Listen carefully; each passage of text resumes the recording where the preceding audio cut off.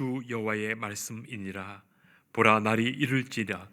내가 기근을 땅에 보내리니 양식이 없어 주림이 아니며 물이 없어 가람이 아니요 여호와의 말씀을 듣지 못한 기갈이라. 사람이 이 바다에서 저 바다까지 북쪽에서 동쪽까지 비틀거리며 여호와의 말씀을 구하려고 돌아다녀도 얻지 못하리니 그날의 아름다운 처녀와 젊은 남자가 다 갈아여 쓰러지리라. 사마리아에 죄된 우상을 두고 맹세하여 이르기를 다나 내 신들이 살아 있음을 두고 맹세하노라 하거나 브엘셀바가 위하는 것이 살아 있음을 두고 맹세하노라 하는 사람은 엎드러지고 다시 일어나지 못하리라. 아멘. 중국 사람들이 하는 이런 유머가 있다고 합니다. 중국 사람들의 유머예요. 미술관에 아담과 에브가 에덴 동산에서 사과를 하나 들고 있는 그런 그림을 보면서 말입니다.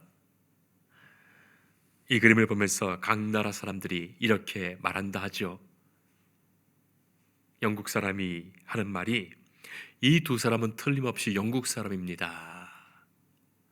맛있는 음식을 남자와 여자가 서로 정겹게 나누어 먹는 모습만 봐도 틀림없이 영국 사람입니다. 그랬더니 프랑스 사람이 옆에 있다가 아닙니다. 이 두 사람은 프랑스 사람입니다. 이 아름다운 동산을 누드러 걷는 모습만 봐도 낭만이 있는 프랑스 사람이죠. 자, 마지막으로 북한 사람이 옆에 있다가 말합니다. 다 틀린 말입니다. 이 사람은 사실 조선 사람입니다. 옷도 없고 먹을 것도 없는데 그곳이 낙원이라고 생각하니 말입니다. 그렇게 말합니다. 여러분 어떻게 생각하십니까? 중국 사람들이 북한 사람들을 어떻게 생각하는지 보여주는 그런 농담, 유머죠. 그런데 우리는 한국 사람으로서 그런 유머를 듣고 마냥 웃을 일만은 아닙니다. 북한의 일이 남의 나라 일, 남의 일이 아니기 때문에 그렇습니다. 북한 사람들 실은 우리와 똑같은 민족, 우리의 형제예요. 전 세계에서 가장 가난하고 비참한 삶을 살면서도 자신들이 지상 낙원에 산다는 그 세뇌에 살아가는 불쌍한 이들이 나와 똑같은 피를 나눈 동족입니다. 물질 문명을 이끌어가는 세 가지가 있죠. 의식주가 그것입니다. 입을 옷, 먹는 것, 먹는 음식, 그리고 거하는 집. 그래서 의식주를 잘 관찰해 보면 한 문명과 문화가 어떻게 형성되었고 발전되었는지를 잘 알 수 있죠. 의식주를 어떻게 만들어내고 어떻게 소유하고 어떻게 나누고 어떻게 저장하는지 그걸 보면서 문명과 문화가 발생하고 정치와 경제가 발전하고 권력과 구조가 만들어집니다. 물질 문명은 인간의 의식을 바꿔놓기도 하고 인간의 의식을 발전시키기도 하죠. 그러나 인간은 단순히 물질과 그 문명으로만 의식과 정신이 만들어지는 것은 아닙니다. 일찍이 매슬로우라는 심리학자는 의식주와 같은 생리적 욕구가 채워져야 그 위에 안전의 욕구, 사회적 욕구, 인정의 욕구, 자아실현의 욕구가 채워질 수 있다. 그렇게 말한 바가 있습니다. 그러니 의식주와 같은 이 생리적 욕구를 충족하지 못하게 해야 다른 것 달라고 하지 않는다고 믿고 공산당이나 독재자는 의식주를 철저히 통제하지요.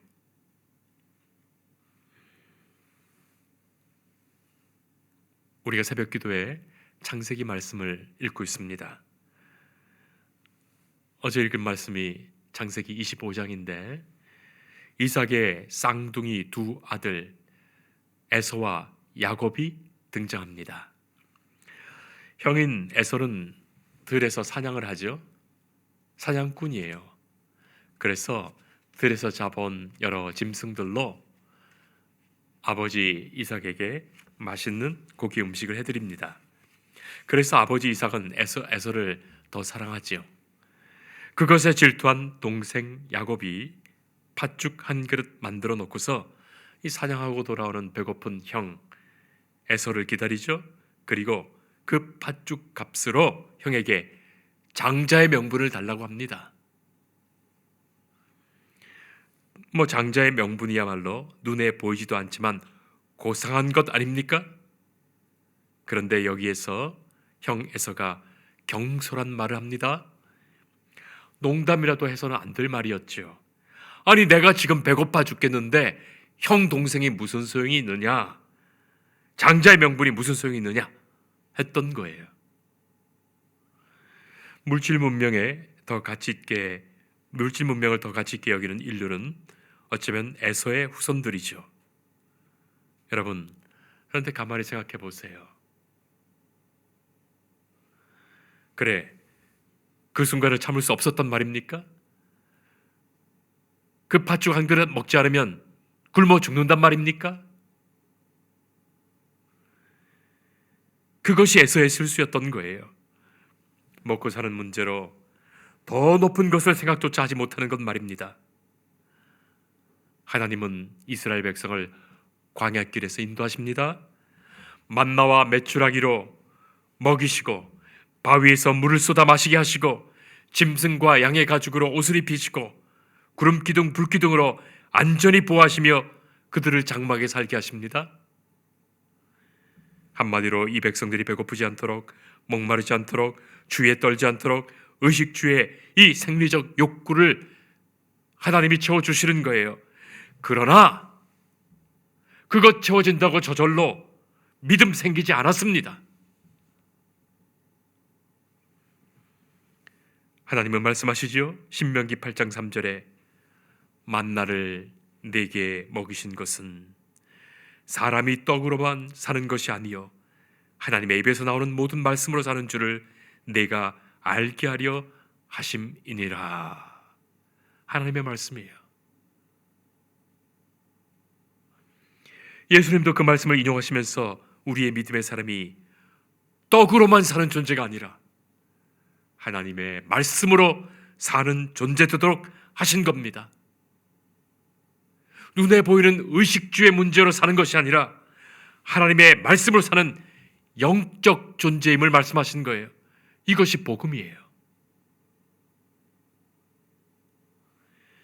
성도가 이 땅에서 하나님의 말씀으로 살면서 하나님의 나라와 그의 의를 구하는 삶 속에서 오히려 이 세상에서 하나님께서 그를 먹이시고 입히시고 거하게 하시는 그 은혜의 역사를 경험하게 하시는 거예요. 하나님이 지혜 주시고 은혜 주시고 역사하시는 중에 의식주에 의존하여 사는 삶이 아니라 의식주를 창조하며 살게 하시고 의식주를 다스리게 하시고 의식주를 관리하게 하십니다. 이것이 인간에게 주신 축복이에요. 그리고 의식주로 남을 섬기며 사랑하기도 하십니다. 봉사하게 하시는 거예요. 하나님의 선하신 뜻을 이루며 살게도 하십니다. 그것 믿지 못하는 사람들은 일평생을 자기 의식주만 구하면서 땅만 쳐다보고 사는 사람이요, 하늘의 것 전혀 보지 못하는 인간이 되고 마는 겁니다. 오늘 우리는 선지자의 한 음성을 듣게 되지요. 오늘 본문에 나오는 아모스 선지자, 이 선지자가 활동하던 시대는 당시 여로보암 2세 치하 주전 760년 경입니다. 이때야말로 먹고 마시고 사는 문제에 큰 번영을 누리던 때였어요. 아수르가, 당시 강대국이었던 아수르가 이스라엘의 오랜 숙적인 아람을 정복했고 그 틈에 이스라엘의 여로보암 2세는 당시에 솔로몬이 통치하던 시절의 그 영토까지 땅을 회복하고 또 여러 교역로를 장악함으로써 경제적 번영을 누릴 수 있었습니다. 국가의 위상과 영향력도 높아지고 물질적으로도 풍요해지니 얼마나 좋았겠습니까? 사람들은 잘 먹고 잘 사면 그거 제일 좋은 것으로 여기죠. 오늘날도 마찬가지 아니겠습니까? 우리가 지금 이렇게 잘 살면서도, 역사 이래 이만큼 잘 살던 시대가 없으면서도 경제적으로 조금만 어려워지면 죽겠다 하면서 우리의 모든 기도와 염원이 더 잘 먹게 해달라, 더 잘 살게 해달라, 그것 아닙니까? 내일을 주님께 맡기지 못하고 온통 내일 일을 걱정하면서 오늘 염려하며 사는 것 아닙니까? 자, 그런데 먹고 마실 것이 없어서 줄이고 가라던 그들에게 포도주와 고기가 넘쳐납니다. 그런데 웬일인지 하나님께서는 당신의 종을 세우시고 심판의 메시지를 선포하시는 거예요. 이렇게 풍요롭고 잘 먹고 잘 살게 되었는데 말이죠. 저 농촌 시골에서 양치던 사람 아모스를 하나님께서 부르셨어 온 이스라엘에게 절절하게 비통하게 하나님의 심판을 외치게 하신 거예요. 그 시대의 경제적 번영은 사회 지도층과 부유층의 사치와 무절제로 이어졌고, 부한 사람은 부하고 가난한 사람은 여전히 가난할 수밖에 없는 그 현실에서 오히려 없는 자들의 상대적 절망이 더해졌죠. 있는 자들의 착취는 더 구조적으로 교묘하게 됩니다. 방탕이 이어집니다. 윤리와 도덕과 신앙이 무너집니다. 물질과 경제적인 번영이 오히려 인간을 더 부패하게 만든 거예요. 물질이 없으면 절망하고 물질 많아지면 부패하는 인간의 악한 습성이 아니겠습니까? 자, 하나님은 아모스를 통해 말씀하십니다. 우리가 읽지 않았지만 8장 1절 보면 여름 과일 한 광줄이 환상이 나옵니다.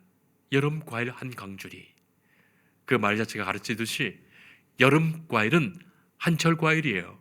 그러나 달고 맛있습니다. 풍성합니다. 그러나 한 번의 잔치밖에 되지 않는 거예요. 쉽게 썩어버릴 것입니다. 이 과일이 썩어버려지는 것처럼 궁전의 노래가 애곡으로 바뀔 것이고 시체가 처처에 내버려지게 될 것임을 하나님은 심판으로 말씀하시는 거예요. 자, 그런데 오늘 이 선지자를 통하여 무엇이 진짜 하나님의 심판인지 듣게 하세요. 무엇이 진짜 하나님의 심판인지. 11절 말씀이 그것입니다. 주 여호와의 말씀이니라. 보라, 날이 이를지라. 내가 기근을 땅에 보내리니 양식이 없어 주림이 아니며 물이 없어 가람이 아니요 여호와의 말씀을 듣지 못한 기갈이라. 성도 여러분, 기갈이라는 말은 배고픔과 목마름을 뜻하는 말이에요. 기갈. 하나님의 말씀을 듣지 못하는 것. 세상 사람들은 그런 것을 기갈이라고 말하지 않습니다. 아무도 그런 것을 염려하지 않아요. 그러나 하나님은 말씀하십니다. 너희가 양식이 없어 주림이 아니다. 너희가 물이 없어 가람이 아니다. 하나님의 말씀을 듣지 못하는 기갈이다. 그것이 너희를 향한 하나님의 심판이다. 말씀하시는 거예요. 하나님의 말씀 듣지 못하는 것이 진짜의 심판이에요. 말씀이 없는 기갈, 말씀을 듣지 못하는 기갈, 말씀이 들려지지 않는 기갈, 이것이 진짜 하나님의 심판이에요. 하나님의 말씀이 더 이상 귀에 들리지 않고 마음을 울리지 못할 때 하나님의 심판이 임하고 있는 거예요. 말씀을 듣지 못하여 사랑이 사라지고 은혜가 사라지고 믿음이 사라집니다. 말씀이 없으니 용서가 없고 구원받지 못합니다. 그 차갑고 냉랭함, 무지와 악함이 이미 심판이에요. 사랑하는 성도 여러분, 하나님의 이 심판은 오늘날도 계속되고 있습니다. 겉으로는 풍요도 있고 물질도 있죠. 문화도 있고 윤택도 있습니다. 그러나 생명 주시는 말씀, 구원 주시는 말씀, 천국 하나님 나라를 주시는 말씀이 없어서 인간은 한낱 동물로 전락하고 이기적 탐욕만 바라는 물질적 인간이 되고 마는 거예요. 그것이 구원받지 못할 하나님의 심판이에요. 그 심령이 하나님의 심판이 임한 심령이에요. 성도 여러분, 하나님의 말씀이 들리십니까? 하나님의 말씀을 듣고 계십니까? 구원은 언제나 의식주의 문제가 아니라 생명의 말씀, 우리를 만나시는 말씀, 우리를 구원하시는 말씀, 우리를 변화시키는 그 말씀, 지금 그 말씀을 만나고 있는가? 그 말씀을 들으며 그 말씀을 살아가고 있는가? 그것으로 나타나는 거예요. 20세기의 위대한 신학자 칼 바르트는 말씀의 신학자라고 불려집니다. 말씀의 신학자. 그의 모든 위대한 신학 사상들이 말씀이신 예수 그리스도에 집중되어 말씀 안에서, 예수 그리스도 안에서 재해석되는 거예요. 위대한 말씀의 신학자입니다. 말씀을 잃어버렸던 시기에 이성과 합리와 과학만을 쫓으며 맹신에 오려 빠져 있는 시기에 하나님의 말씀의 자리를 찾아준 신학자가 칼바르트였어요. 그의 계시론에 하나님의 말씀을 세 가지로 말하고 있습니다. 이것이 하나님의 말씀이다. 첫째, 성경입니다. 글로 쓰여진 성경이에요. 하나님께서 이 성경의 말씀을 우리에게 당신의 말씀으로 주신 거예요. 그래서 성경을 사랑하여 읽으며 성경을 가까이 하며 성경을 공부하며 하나님의 말씀 듣습니다. 그래야 사는 거예요, 그가. 둘째는 예수님입니다. 예수님이 곧 하나님의 말씀이에요. 그 말씀이 육신이 되어 이 땅에 오신 사건이 인카네이션, 성육신의 사건입니다. 말씀인 예수님께서 하셨던 모든 말씀들, 그리고 행위들, 그가 보여주신 모든 사건들이 말씀의 사건들입니다. 그러므로 십자가와 부활은 말씀을 이루신 사건 되는 거예요. 셋째는 하나님께서 오늘도 지금 우리에게 말씀하시는데 곧 하나님께 올려드리는 주일 예배, 하나님께 드리는 이 예배의 시간에 강단에서 선포되는 성경과 예수 그리스도의 삶을 오늘의 우리 삶 속에 재해석하여 선포하는 목회자의 설교가 하나님의 생생한 살아있는 말씀이라고 선언합니다. 오늘 이 시대는 말씀을 잃어가고 있습니다. 성경이 너무 좋은 종류와 책으로 만들어지는데도, 모든 이들에게 손쉽게 보급되어 있는데도, 심지어는 휴대폰으로 읽을 수 있을 정도로까지 보급되었는데도 성경을 좀처럼 읽지 않아서 성경에서 하나님 말씀 듣지 못하는 거예요. 그리고 오늘의 이 시대는 예수님을 영접하지 않습니다.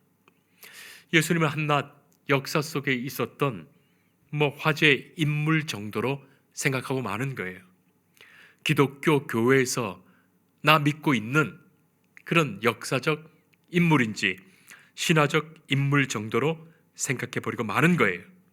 셋째, 교회에 와서 예배를 통해 말씀을 들어야 되는데 우리가 하나님 앞에 내가 드려지고 이 예배를 통해 만나시는 하나님께서 내게 주시는 말씀으로 이 말씀 들어야 하는데 인터넷에 설교가 넘치고 유튜브에 설교가 많다 보니, 그리고 아무나 설교를 하고 이단도 설교를 하고 있고 성경의 깊은 성찰과 연구가 없는 이들이 설교를 하고 특별히 성령께서 그를 사로잡아 말씀과 영감 주셔서 성령의 말씀을 전해야 되는 것인데 성령도 없는 인간의 말씀이 넘쳐나니 오히려 하나님의 말씀이 사라진 시대가 지금인 거예요.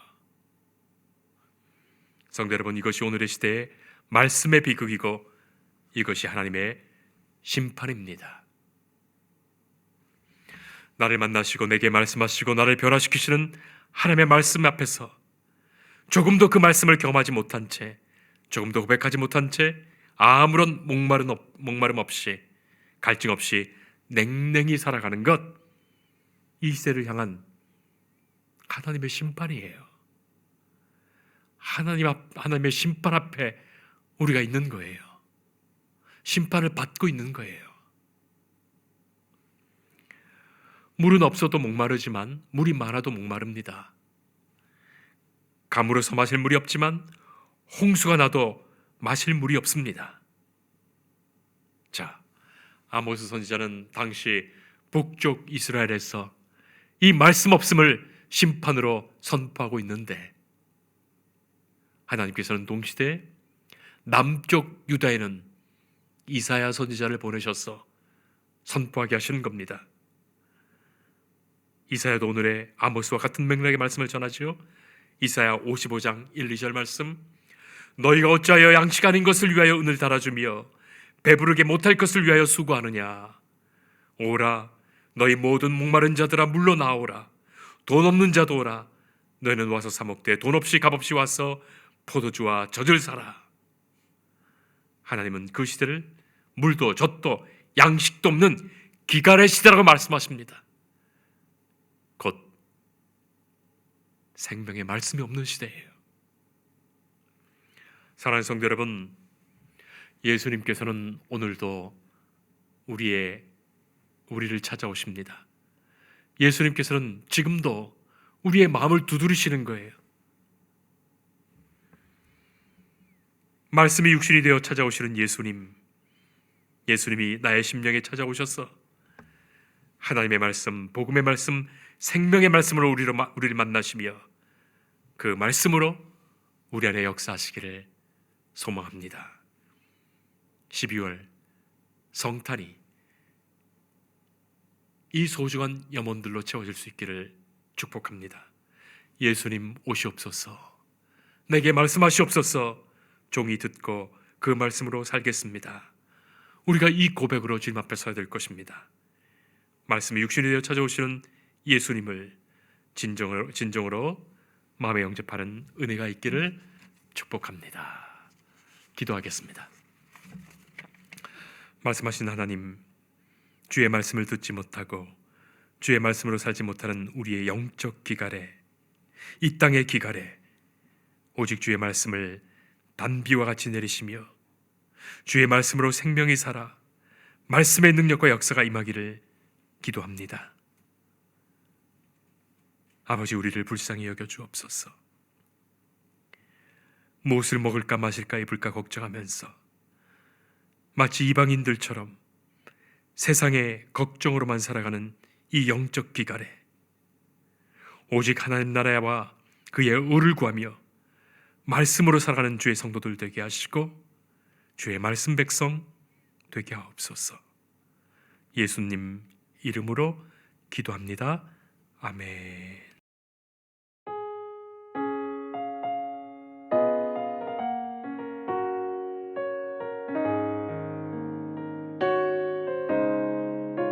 주 예수 내가 알기 전 날